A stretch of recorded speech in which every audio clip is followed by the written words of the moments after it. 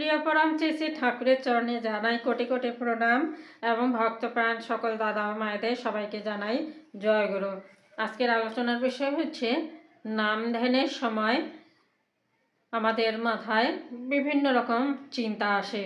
তো এই চিন্তাগুলো কিভাবে দূর করা যায়, এইগুলো সমস্যা কিভাবে সমাধান করা যায়, সেই নিয়েই আজকের আলোচনা। শ্রী শ্রী ঠাকুর এই ব্যাপারে কি বলেছেন? নাম ধ্যান করার সময় আমাদের এক একজনের এক এক রকম চিন্তা আসে। হয়তো কারো পারিবারিক সমস্যার কথা চিন্তা আসে, বা কারো খারাপ চিন্তা আসে, এরকম অনেক চিন্তা। তাহলে কিভাবে সমাধান করব?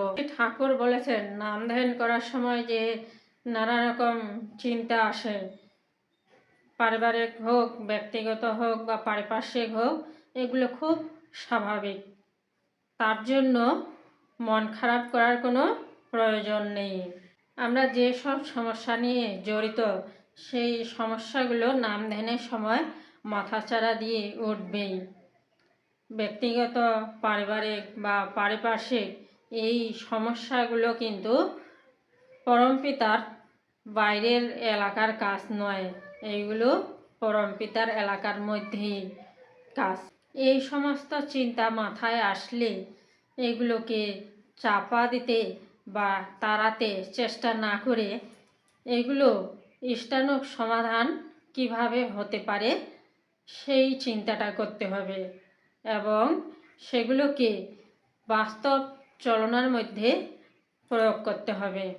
তাহলেই এই সমস্যাগুলো ইষ্টসার্থী করে তোলা সম্ভব হবে এবং নাম ধ্যানের সময় ধীরে ধীরে করতে করতে এই সমস্যাগুলো এক সময় উন্নতির পথে চলে আসবে। শ্রী শ্রী ঠাকুর বলেছেন যে ধরুন আপনার অর্থ সমস্যার চিন্তা আপনাকে পীড়িত করছে। এখন আপনি যদি তখন ভাবেন যে কিভাবে মানুষকে সুষ্ঠুভাবে সেবা দিতে পারেন, কিভাবে বহু লোকের প্রয়োজন পূরণ করতে পারেন, কিভাবে তাদের সুখ সুবিধা করে দিতে পারেন, তার ভিতর দিয়ে কিন্তু আপনার অর্থ সমস্যার ইষ্টানুগ সমাধান আপনার ভিতর গজিয়ে উঠতে পারে। এতে সমস্যাটা আপনাকে ইষ্ট থেকে বিচ্যুত করতে পারল না, বরং আপনার ইষ্টি চলনকে আরও উদ্যত করে তুলল।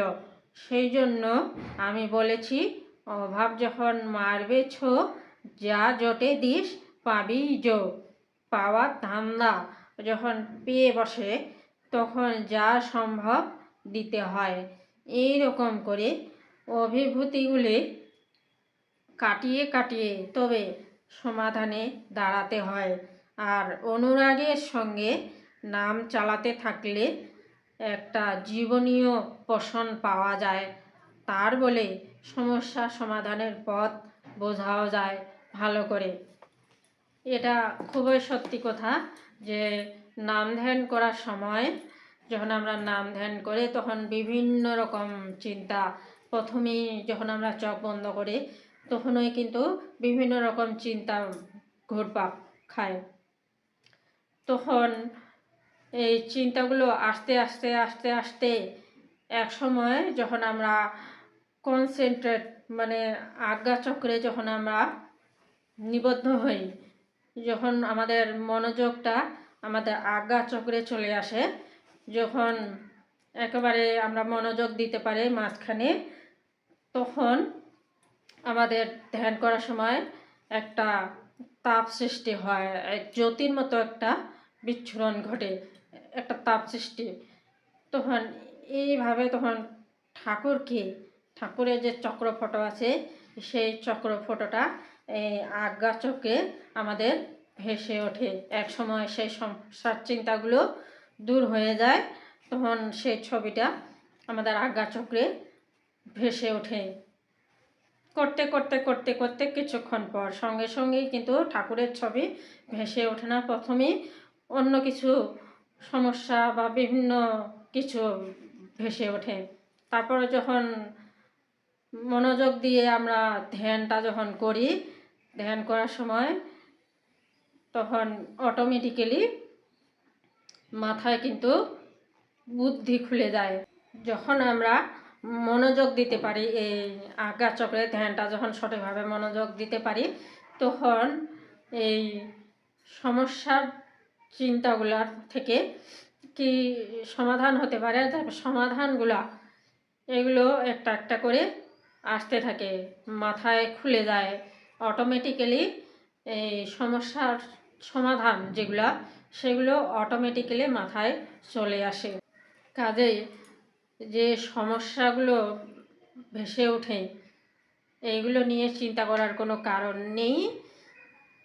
আর এইভাবে সমস্যাগুলোকে কীভাবে ইষ্টানুগভাবে ব্যবহার করা যায়, ইষ্টর সাথে ব্যবহার করা যায়, সেইভাবে চলতে চলতেই সেই সমস্যাগুলো সমাধান হয়ে আসতে পারে।